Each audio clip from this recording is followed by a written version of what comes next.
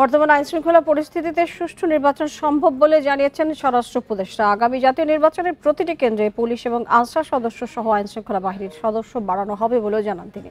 এ বিষয়ে আলোচনা করতে ঢাকা বিশ্ববিদ্যালয় থেকে যোগ দিচ্ছেন লোক প্রশাসন বিভাগের অধ্যাপক ডক্টর মোসলেউদ্দিন আহমদ। জনাব মোসলেউদ্দিন আহমদ, আপনাকে স্বাগত জানাচ্ছি। আপনি নিশ্চয়ই আমাদের প্রতিবেদনটি দেখেছেন এবং বক্তব্য শুনেছেন স্বরাষ্ট্র উপদেষ্টা। জানতে চাই যে বর্তমান যে আইন শৃঙ্খলা পরিস্থিতিতে সুষ্ঠু নির্বাচন সম্ভব বলে দাবি করেছেন স্বরাষ্ট্র উপদেষ্টা, আপনার বক্তব্য কি এই বিষয়ে?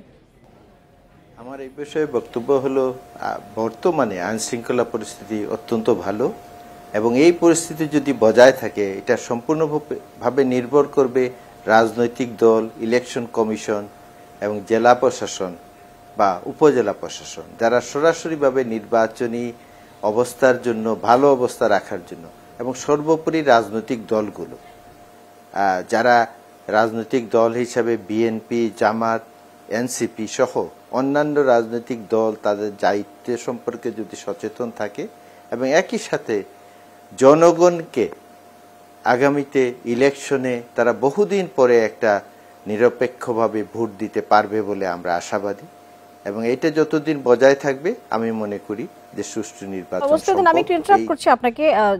স্বরাষ্ট্র উপদেষ্টা যেটি বলেছেন যে আইন শৃঙ্খলা পরিস্থিতি যথেষ্ট ভালো, সেটির সাথে আপনি নিশ্চয়ই একমত পোষণ করছেন তাহলে। এবং দ্বিতীয়ত যেই পরিমাণ আসলে আইন শৃঙ্খলা বাহিনীর সদস্যকে মোতায়েন করা হচ্ছে, সেটি কি ঝুঁকি না থাকার কারণে আসলে মোতায়েন করা হচ্ছে? মানে এত সংখ্যক আইন শৃঙ্খলা বাহিনীর সদস্যকে মোতায়েন কেন করা হচ্ছে তাহলে?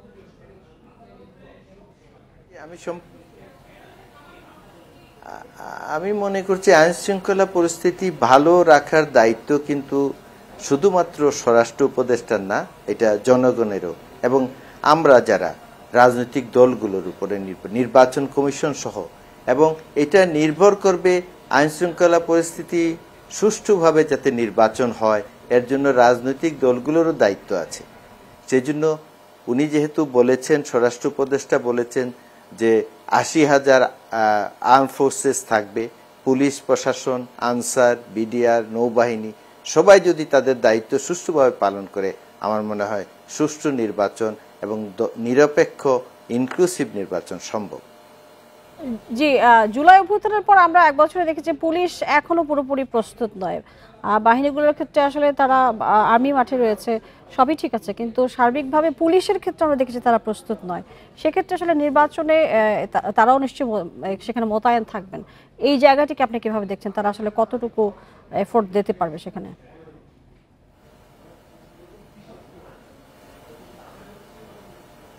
আমার মনে হয় এজন্যই স্বরাষ্ট্র উপদেষ্টা বলেছেন যে পুলিশের সাথে সাথে 80,000 আর্ম ফোর্সেস অর্থাৎ সামরিক বাহিনী নিয়োজিত থাকবে, একই সাথে বিডিআরও স্ট্রাইকিং ফোর্স হিসাবে থাকবে।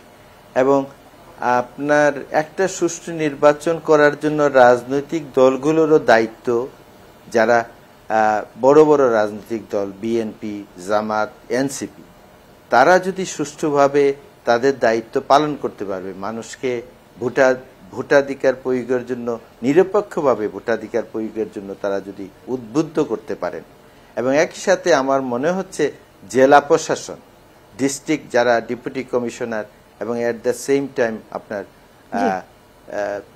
পুলিশের, নিশ্চয়ই আপনি সম্ভাবনার কথা বলছেন, যদিও নানানভাবে বিশ্লেষকরা আসলে এই জায়গাটি নিয়ে শঙ্কার কথাও বলেছেন।